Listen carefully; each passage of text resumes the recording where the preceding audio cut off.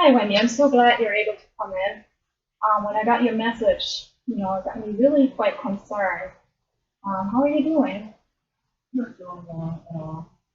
What's been going on? Well, ever since I lost my dad, I'm just having a hard time moving on. Yeah. What do you find yourself having a hard time with when you say moving on? Just living, doing daily routines, caring for my children, myself, enjoying life. Everything's just not good anymore. I can see that. I can see that you're in a lot of pain, and I mean, struggling on a daily basis is a tough thing for anybody. Where do you feel like you're at? Are you able to get up in the morning?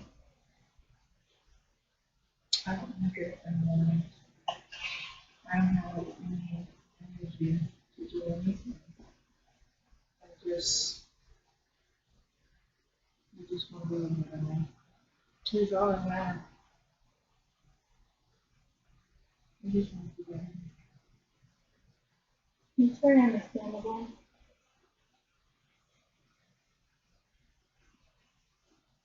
He was my go-to person. He's the only person I could rely on. And I don't have that anymore, and it makes me feel very, very empty and alone. And just trying to get up the strength to continue and be here for my kids. I don't know why it's just so hard. I just don't have any desire. You're breathing. That's what it's called, I guess. Well, people go through different stages in grief, but I'm trying to understand when you say you feel empty and it's hard for you to get up. Like, where are you in your head? I'm sure I say thoughts of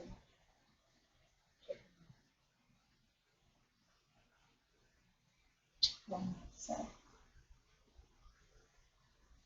Good, I'm able to say that because I'm in the KGI and I thought I just feel so numb. I'm not leaving. It's just it's I do want you to know that it's not uncommon for people to feel that way. While it might feel, shameful and it's not a good feeling, but people do experience that. So I'm wondering, like, since when have you been feeling that way? just my downside. How long ago was that? It's been so long this year. Mhm. How often do you have this feelings of, feeling like you want to kill yourself all the time, every day? Every day. And it's a sin because my religion, if I did something like that, I don't get entry into heaven. So, I mean, it's a sin for me to even think it and then to actually do it. And I feel so strong, like, I'm doing it. How often a day do you think about killing yourself? Mostly when my children are at school. Um, I've been working part-time, so I have a lot of time on my hands, which is not good. Hmm. So do you have these thoughts when they're in school, like in the morning, to the afternoon, Mm-hmm. and then so you have it mainly in the afternoon, even in nighttime? When do these thoughts feel the strongest to you? When they're not in my presence, because I would never want to do something intentional in front of them. And when they're around, I try to make myself happy, Hmm. just so that they don't pick up on anything, although I think they know that it's not the same way it used to be. Mhm. But I thought of how would you do it. How would you do it? I could say, It would be helpful, I think, if you want to work through this, and if I, if you want to try and help you feel better. It's also nothing to be ashamed of. It's dogs. It's like you haven't done anything. and the means to do it. How would you do it? What do you think about? Do you have one at home? Do you have access to a firearm? Mm-hmm. Do you consider any other means, such as taking pills? It's what people sometimes, think about. Um, Mhm. So did you consider any other means, or just focusing on the firearm? just the firearm, because I think one shot in my face involved Hmm. What is that feeling of it all being over? What does that give you? Like, how does it make you feel? It's really. Hmm. anybody should have to leave with this morning. And I didn't know that it would impact me so intensely. Yeah. But when you realize you don't have that person that is always available to you, it's pretty devastating. So, yes. Yeah. I'm not I mean, limited. I do have a gun. hmm I do have a gun. and I can feel your pain. I can see that. Um, that I understand it, and a lot of people that take care of you both, through that. What kind of has you stopped from killing yourself up to this point?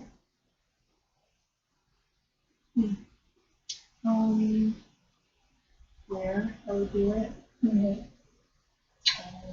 do it in my house. I think once I determine where, it's, What has you stopped from determining where you're going to do it? it's not easy. Um, everything I think of, every place I think of, well, the only places I thought of where I could be alone with no interference was either at home or in the car, Mhm. and that would traumatize my children. So it sounds like that a part of you kind of does see a sense in living and not killing yourself. It seems like that you said you're doing it to find relief. So if we were able to find ways that could provide you with some kind of relief, maybe, you could push that thought of wanting to commit suicide a little bit away and see if you can come up with another way to find relief. And so you can be there for your kid, and you don't need to feel guilty when it comes to your religion. Okay. Is there a part of you that would want to stay alive and try and find different ways to find relief? I guess. So I think as a first step, would you agree to get rid of the firearm, get the firearm out of the house? Just to put you in a safer place and to kind of show that, you are willing to look for different ways, I believe. Yeah, I can do that. For now. So that would be put the firearm. nobody knows my intention, Mhm. so that if I don't know what I do, it's just make it an excuse as to why I want someone to hold on to it for me. So Mhm. I could guess at the end of that. Okay, I think that is a very good first step. And so would you be willing to, like, for how long would you be willing to commit to working and trying different ways, to get more relief, to maybe feel a little bit more at peace and happy? Would you be willing to work with me for, let's say, a month and see where we're at?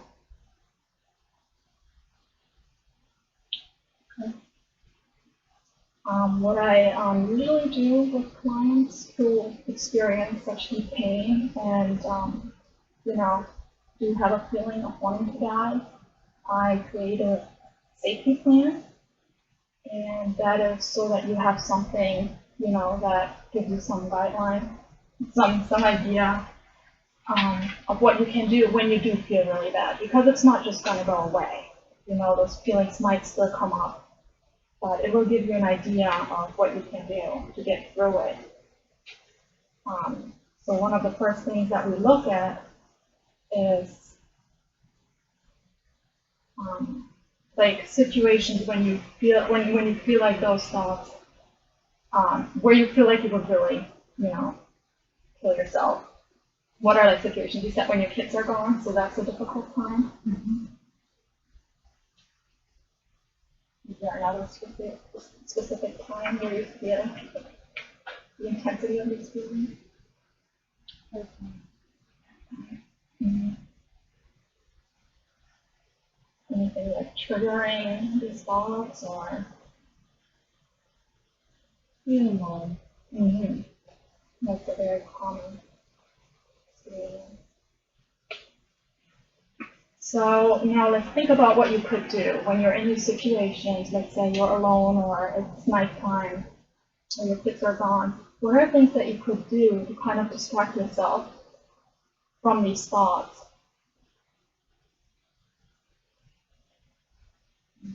Because I could call a friend.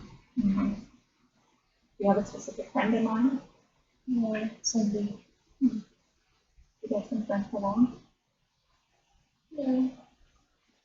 So you would, It's a good listener. yeah. But I just don't utilize her regularly because, I feel like people have their minds, so I think she would be there for me. Okay, that's great. Is there anything else you can think of? When you feel alone, is there some place you could go where you don't feel alone? You said you like religion. Are you active in the community? I attend church on occasion. I guess I can start going to more services. Maybe they offer some activities, that you could participate in to not feel alone and to, as you said, you have a lot of downtime and to feel, with some kind of maybe activities related to your community that you can do. I can look into that and, and show you what they offer. If you would like me to do that, just in addition, but Sure. is there anything else that you could do at the moment when you feel suicidal?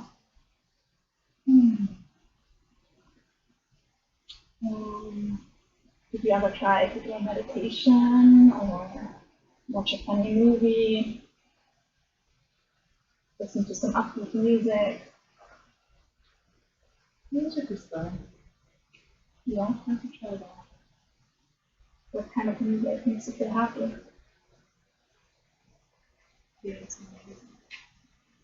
I like it. I can see a smile on your face. Um, can you think of anything else that you could do to distract yourself? You said you have children. Yeah. I could do things with them, maybe take them to the playground or something. Or go up to their school and maybe I can help out with all of that. That is a spend really more good time point. with them. Volunteering is one of those things that a lot of clients share with me that actually really helps them to not feel lonely, to not have those intrusive thoughts, you know. That would be a really great idea, I think. Anything else, or? I think that's good. And can you think of any, you know, you mentioned your friend before, can you think of some other people who you would call when you feel that way?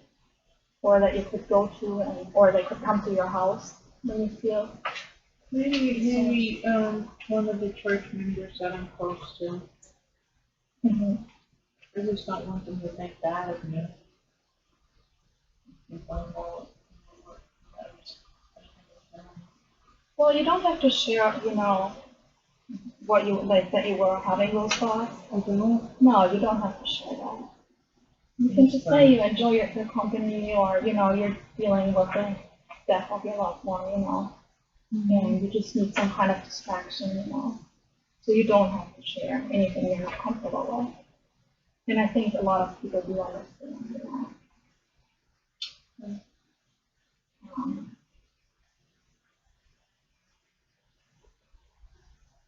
So yeah, and then I'm going to put my information down here because I think, I mean, I want you to know that I'm going to be here for you. And if you are in crisis, if you have those thoughts, if you feel like you're about, you know, to do something, I want you to call me. How does that make you feel when I say, you know, I would like for you to call me? Does it feel that way? It makes me feel like you're concerned. If you want to support me, that makes me feel like you're. Yeah.